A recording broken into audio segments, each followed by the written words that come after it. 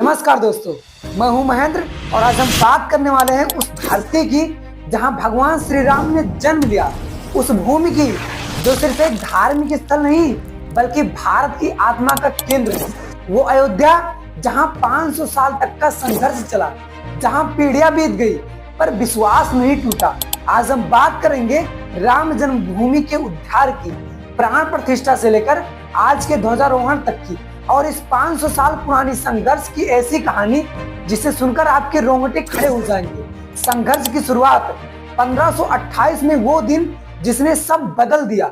साल 1528 भारत पर मुगल शासन था। बाबर का सोनापति मीर बांकी अयोध्या पहुंचा और वहां मौजूद रामलला के जन्म स्थान पर बना मंदिर गिरा दिया।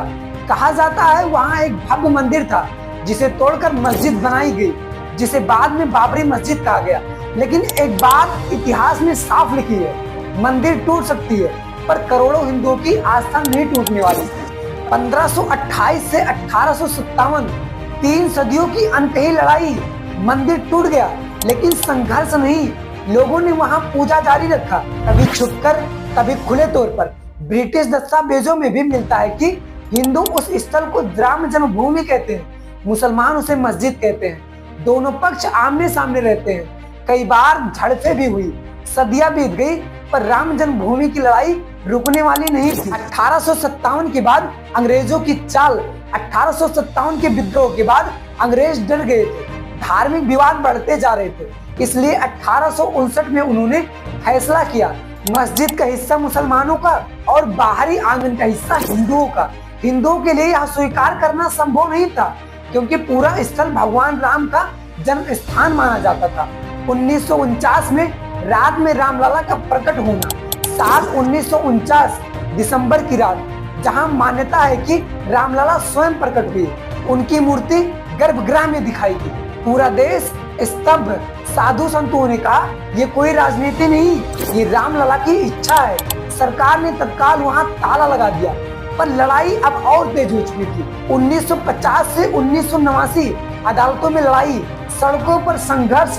1950 में पहली याचिका दायर हुई, मूर्ति की पूजा की अनुमति मांगी गई। 1959 में निर्मोही आंकड़ा सामने आया। 1961 में मुस्लिम पक्ष मुकदमे में आया।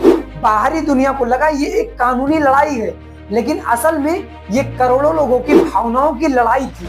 राम जन्मभूमि आंदोलन की पुनः शुरुआत 1984 में विश्व हिंदू परिषद ने बड़े पैमाने पर आंदोलन की शुरुआत की, लाखों लोग जुड़ने लगे। 1986 में कोर्ट ने आदेश दिया राम जन्मभूमि का ताला खोला जाए। देश भर में उत्साह की लहर दौड़ गई। 1990 में कार सेवकों को अयोध्या में प्रवेश से रोका गया, भीड़ बढ़ी और गोलियां चली, कई कार सेवक शहीद हुए। उस दिन अयोध्या रोई थी पर विश्वास नहीं टूटा था।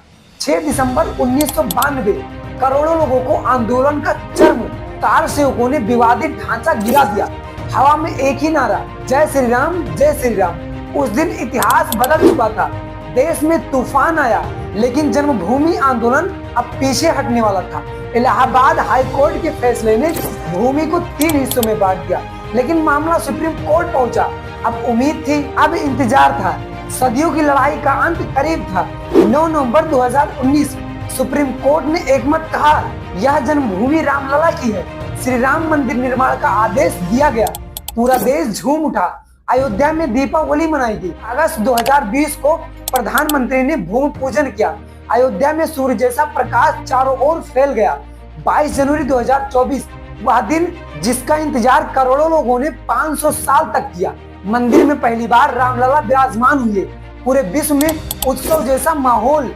उस दिन एक बात साफ हो गई, सदियों की लड़ाई खत्म, रामलला अयोध्या लौट आए और आज राम मंदिर के शिखर पर ध्वजारोहण संपन्न हुआ। ये ध्वजारोहण सिर्फ कपड़ा नहीं, ये 500 साल के संघर्ष का प्रतीक है। ये उन कार सेवकों के बलिदान का प्रतीक है जिन्होंने अपनी जान दी है। ये हिंदू समाज की एकता का प्रतीक है। आज अयोध्या कह रही है रामलला आए हैं और अब सदा यही रहेंगे। दोस्तों, अयोध्या की कहानी हमें सिखाती है संघर्ष कितना भी लंबा क्यों न हो, सत्य की जीत होती ही है। 500 साल, अनगिनत आंदोलन, अनगिनत बलिदान। आज जब रामलला अपने भव्य मंदिर में विराजमान है तो ये सिर्फ मंदिर नहीं, ये भारत की आत्मा की जीत है। जय श्री राम। धन्यवाद। मैं हूं महेंद्र, मिलते हैं अगले वीडियो में।